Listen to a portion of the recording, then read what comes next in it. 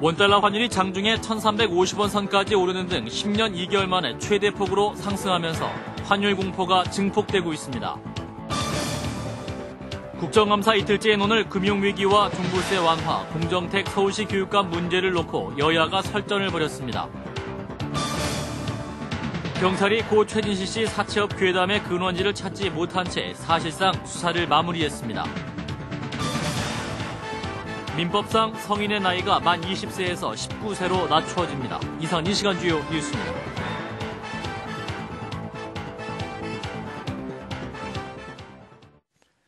시청자 여러분 안녕하십니까? 환율이 오늘 장중 1,350원까지 오르는 등 외환시장의 패닉 양상이 이틀째 계속됐습니다. 육덕수 기자입니다. 환율이 어제에 이어 오늘도 패닉 양상을 보였습니다. 서울 외환시장에서 원달러 환율은 1,328원 10전으로 거래를 마쳤습니다. 어제보다 59원 10전 올랐습니다. 하루 변동폭이 10년 2개월 만에 가장 높습니다. 4월 동안 140원 넘게 올랐고 7월 말과 비교하면 무려 320원 이상 올랐습니다. 오늘 환율은 개장 1분 만에 마치 폭탄이 터지듯 1,350원 선까지 치고 올라갔습니다. 그나마 당국의 매도 개입으로 상승폭은 줄었습니다. 환율이 하루에 5, 60원씩 오르는 폭등세는 마치 IMF 위기 때를 방불케 합니다. 세계적인 신형 경색 속에 정부의 각종 조치에도 시장의 불안 심리는 더욱 깊어지고 있습니다. CBS 뉴스 육덕수입니다. 이명박 대통령은 금융위기와 관련해서 지나친 낙관론은 위험하지만 그렇다고 과다한 위기의식으로 불안감을 부추기는 일이 없도록 하라고 내각에 지시했습니다. 이 대통령은 오늘 국무회의를 주재한 자리에서 전 세계적인 금융쇼크 때문에 국민들이 걱정하는 것을 잘 알고 있다면서 그러나 현 상황은 97년 IMF 외환위기 때와는 많이 다르다고 말했습니다. 정부는 오늘 국무회의에서 이명박 정부 남은 임기 동안 중점 추진할 100대 국정과제를 확정했습니다. 집권 초 거센 논란을 불러일으켰던 한반도 대운하 사업은 제외된 반면 지방행정체계 개편은 과제에 포함됐습니다. 현재 만 20살인 성년의 나이가 19살로 낮추어집니다. 법무부는 지난 1958년 제정된 뒤 50년간 수정 보완이 이루어지지 않는 민법을 전면 개정하기로 했다면서 이같이 밝혔습니다. 법무부는 선거법상 선거권자의 나이가 19살인데다 18살로 낮출 경우 고교 3학년의 미성년자와 성인이 혼자할 수 있어 성인의 나이를 19살로 정하기로 했습니다. 법무부는 앞으로 분야별 연구와 공청회를 거친 뒤 오는 2010년 개정안을 국회에 제출한다는 계획입니다. 탤런트 최진실 씨를 죽음으로 몰고 간 이른바 사채 괴담에 대한 경찰 수사가 큰 난관에 부딪히면서 사실상 수사 종결적으로 가닥을 잡고 있습니다. 서울 서초경찰서에서 강현석 기자입니다. 경찰의 최진실 사채 괴담 수사가 사실상 마무리됐습니다. 이번 사건의 수사 중인 서울 서초경찰서는 수사가 기술적인 난관에 봉착했다고 밝혔습니다. 경찰은 먼저 어제 실시한 메신저 회사 서버에 대한 압수수색에서 서버 저장 공간상의 문제로 아무런 성과도 얻지 못했다고 설명했습니다. 역시 압수수색에 들어간 증권사 직원 D씨의 컴퓨터 조사에서도 별다른 특이점을 발견하지 못했습니다. 경찰은 이어 괴담을 유포한 D씨가 누구로부터 넘겨받았는지 기억나지 않는다는 진술로 일관하고 있다고 덧붙였습니다. 향후 참고인들에 대해서 입건 여부를 검토를 하고 참고인들에 대한 보강 조사를 하도록 하겠습니다. 특히 경찰은 D씨가 평소 알고 지내던 메신저 등록 인원을 통해 괴담을 넘겨받았을 것으로 보고 이에 대한 수사도 벌인다는 방침입니다.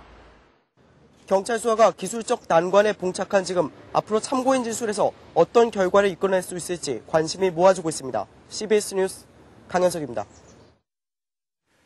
국정감사 이틀째 오늘 YTN 대량 해고 사태와 종합부동산세 완화, 공정택 서울시 교육감의 선거자금 문제를 놓고 일부 파행이 빚어지는 등 여야가 설전을 벌였습니다. 정재훈 기자의 보도입니다. 구본홍 사장 선임에 반대해온 YTN 노조원 대량 해고 사태 파문이 국회로 확산되고 있습니다. 국회 문방위 소속 민주당 의원들은 무자비한 5공식 언론 탄압이라며 국감에 앞서 YTN 진상조사특위 구성을 요구했습니다. 이에 대해 한나라당 의원들은 국감을 방해하려는 의도라고 반발하면서 몸싸움 직전까지 가는 험악한 분위기가 연출됐습니다.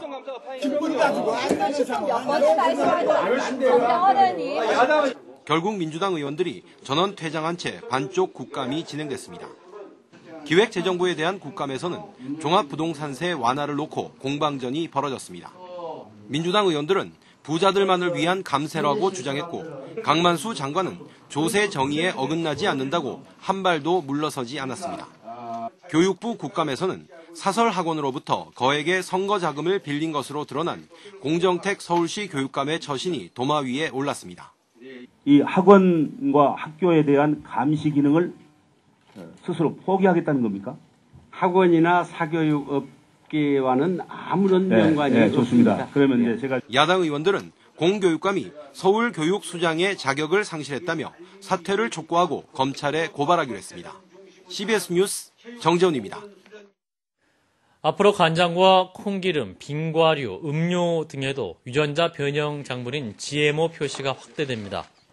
식품의약품안전청은 GMO 식품에 대한 표시 확대와 강화를 골자로 한 유전자 제조합 식품 표시 기준 개정안을 입안 예고했습니다. 이에 따라 그동안 GMO 표시 대상에서 제외되어 있던 간장과 콩기름, 옥수수를 원료로 만든 당분인 전분당 함유 식품도 GMO 사용 여부를 표시해야 합니다. 또한 GMO를 쓰지 않는다는 뜻에 사용된 GMO 프리 표현이 남용을 막기 위해서 최종 제품에서 GMO가 검출되지 않는 제품에 대해서 쓸 수 있도록 했습니다. 북한의 인권 실장을 알리기 위해서 미주 순회 공연을 하고 있는 탈북 피아니스트 김철웅 씨가 오늘 미국 국무부에서 특별 공연을 가졌습니다. 특히 미국 외교의 심장부인 국무부에서의 공연은 탈북 예술인 가운데 처음으로 큰 의미가 있는 것으로 평가되고 있습니다. 워싱턴에서 박종률 특파원의 보도입니다.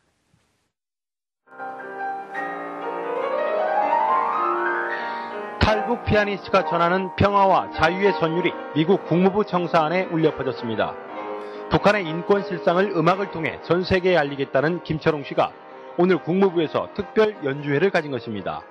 특히 탈북자 출신 예술인의 국무부 공연은 이번이 처음으로 국무부는 김 씨의 예술적 자유를 향한 불굴의 신념을 조명하기 위해서 오늘 연주회를 마련했다고 밝혔습니다. 김 씨는 오늘 쇼팽의 작품을 비롯해 자신이 직접 편곡한 아리랑 소나타 등 4곡을 연주했고 한 곡 한 곡 연주가 끝날 때마다 방청객들의 기립박수를 받았습니다. 또 김철웅 씨는 연주 중간중간 청중들로부터 질문을 받고 북한의 인권 상황을 상세히 소개하기도 했습니다. 김 씨는 앞으로도 북한의 인권 실상을 전 세계에 알리는 작업을 계속해 나가겠다고 포부를 밝혔습니다.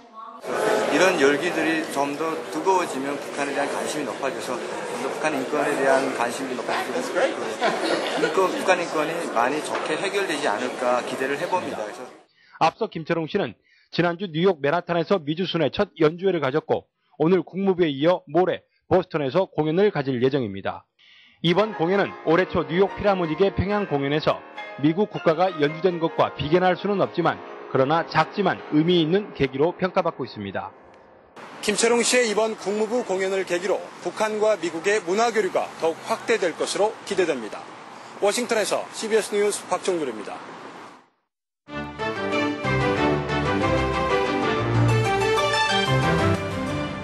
노벨 의학상 발표를 시작으로 노벨상 시즌이 시작됐습니다. 노벨 의학상은 자궁경부암과 에이즈 바이러스를 발견한 3명의 유럽 과학자들이 공동으로 수상했는데요. 3명이 연구한 결과를 바탕으로 앞으로 백신 개발을 할 수 있게 됐습니다. 노벨 의학상 수상자들을 화면으로 함께 만나보시죠. 노벨위원회에서 발표한 올해의 의학상은 3명의 유럽 과학자들에게 돌아갔습니다. 여성들에게 고통을 주는 자궁암 유발 바이러스를 규명한 업적을 높이 평가된 독일의 하울젠 박사, 인류 최악의 에이즈 바이러스를 발견한 벨의 시누시 박사와 몽타니에 박사가 각각 수상의 영예를 안았습니다. 3명의 수상자들에게는 상금과 상장이 수여되고 오는 12월 10일 시상식에서 그들의 모습을 또 한 번 볼 수 있습니다. 낙하산 장비를 갖춘 스카이다이버들이 경비행기를 타고 하늘로 올라갑니다. 이들은 지상에서 가장 높은 에베레스트 산 정상 위에서 뛰어내리는 도전에 나섰습니다. 이 도전에는 1인당 $24,000가 들어간다고 하는데요. 앞으로 30명 정도가 순서를 기다리고 있습니다. 새 총리가 정책기조연설을 할 태국 국회의사당을 에워싸고 시위를 벌이는 태국 반정부 시위자들.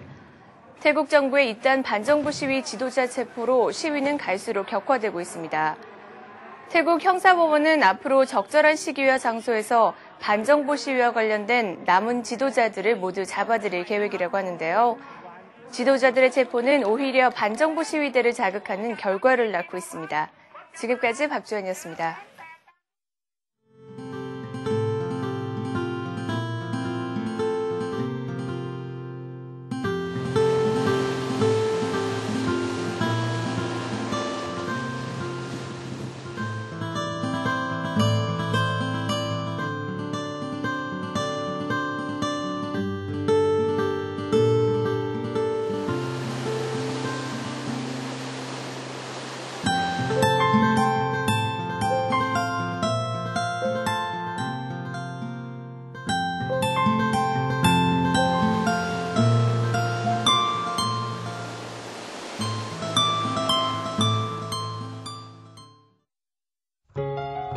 날씨입니다. 내일은 고기압의 가장자리에 들겠습니다. 전국이 가끔 구름이 많겠습니다. 내륙 지방을 중심으로 아침에 안개가 끼는 곳도 있겠습니다. 아침 최저기온 11도에서 18도, 낮 최고기온 22도에서 26도가 되겠습니다. 서울의 현재 기온 18.3도입니다. 이상으로 CBS 뉴스를 마칩니다. 고맙습니다.